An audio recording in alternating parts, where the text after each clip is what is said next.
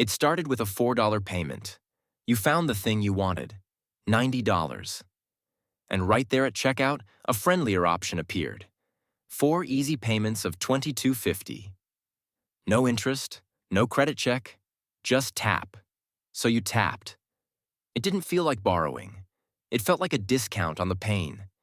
And that feeling, that tiny flash of relief, is exactly what someone designed, tested, and sold to you. Here's what nobody tells you. Buy now, pay later isn't a payment method. It's a spending accelerator. And in 2026, it's quietly draining more young Americans than almost any credit card ever did. You've probably used it. Affirm, Klarna, Afterpay.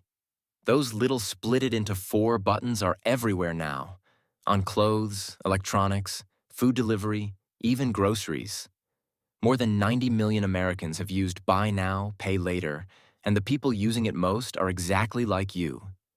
In their 20s and 30s, early on the money journey, trying to be responsible by staying away from credit cards. But avoiding the word credit is not the same as avoiding debt. Let me show you what's actually happening when you tap that button, because once you see it, you can't unsee it. Start with why it feels so painless. When you hand over $90 in cash, your brain registers a real loss. Money physically leaves your hand. That sting is useful. It's the brake pedal on your spending. Buy now, pay later removes the brake. You feel $22 today, not $90. The purchase feels 4 times smaller than it actually is. So you buy things you would never buy if you had to feel the whole price at once. That's not an accident. That's the product. And this isn't some small corner of the economy anymore. The amount Americans run through these apps has been growing roughly 20% a year, reaching an estimated $70 billion in a single year. One analysis of real spending data found the average person's monthly buy now, pay later. Spending jumped 21% in just 12 months. It's not slowing down. It's speeding up. And the faster it grows, the more normal it feels to split everything, which is exactly the problem. Here's the part that should make you pause. These companies don't make most of their money from you. They make it from the stores. Every time you split a purchase, the retailer pays a fee, somewhere between 4 and nearly 10% of the sale. Stores happily pay that, because shoppers using these buttons spend more. Bigger carts, more items, fuller checkouts. You think you're getting a convenient little deal? The store thinks it just got you to spend more than you planned. Only one of you is right. Now, one purchase split into 4 is manageable. You can handle that. But that's not how it actually goes, is it? This is where it turns. A jacket on Klarna, sneakers on Afterpay, a phone on Affirm. Each one feels small. Each one is just 4 payments. But now it's the middle of the month.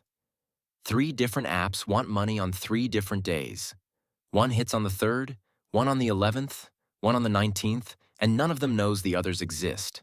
That's called loan stacking, and it's the trap at the center of this whole thing, because no single lender sees your full picture, so nobody stops you, and the only person tracking the total is you. Except you're not tracking it. Nobody is. Then the math quietly turns against you. According to LendingTree, 41% of Buy Now, Pay Later users paid late on at least one loan in the past year, up from 34% the year before. Think about what that means. Almost half of everyone using these interest-free loans is getting hit with late fees. And a late fee on a small purchase is not small. Miss one payment on that $90 jacket and the deal is gone. The whole pitch, no interest, totally free, only works if you are perfect.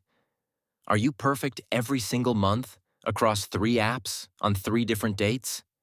Most people aren't. That's the design. But here's the shift almost nobody saw coming, and this is the one that actually changes things for you. For years, Buy Now, Pay Later was invisible.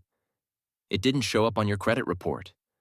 On-time payments didn't help your score. Late payments usually didn't hurt it. That invisibility is a huge reason it grew so fast. It felt lower stakes than a credit card, like it didn't really count. That just ended.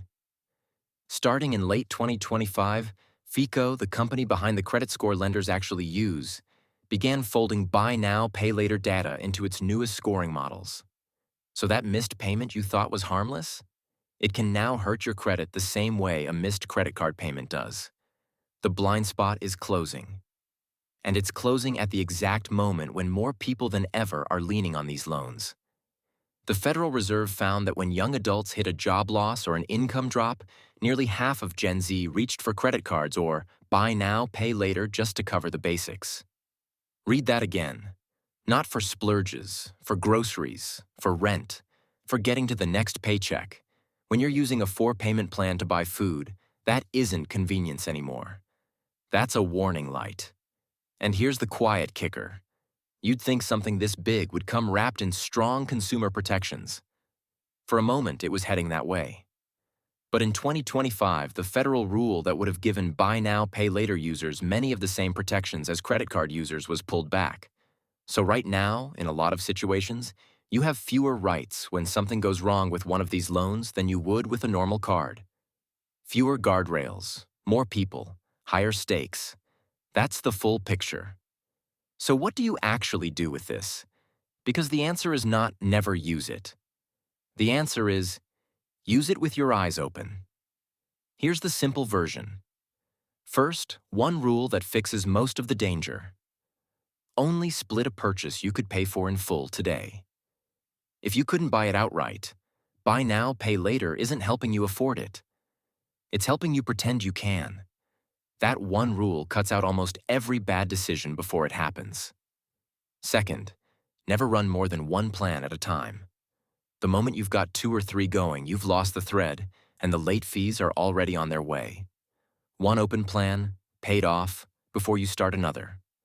Third, put the payment dates on a calendar the second you check out.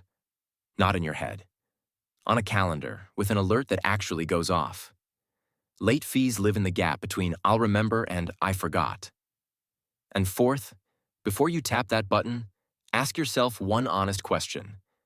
Am I buying this because I genuinely want it or because the price just got hidden from me? If the full $90 were sitting in front of you right now in cash, would you still hand it over? That question is your brake pedal. Put it back, because here's where you started. A $4 payment that didn't feel like borrowing. And here's the truth. It was never just $4. It was the first quiet step toward spending money you hadn't earned yet, on things you might not have wanted at full price, tracked by no one but you. The button isn't evil, but it is built to make you forget the price. Your job is to remember it. The next time that friendly little 4 easy payments option shows up at checkout, you'll see it for exactly what it is. And that's the whole game. The people who stay ahead with money aren't the ones with the most willpower. They're the ones who refuse to let the price get hidden from them. Starting today, you're one of them.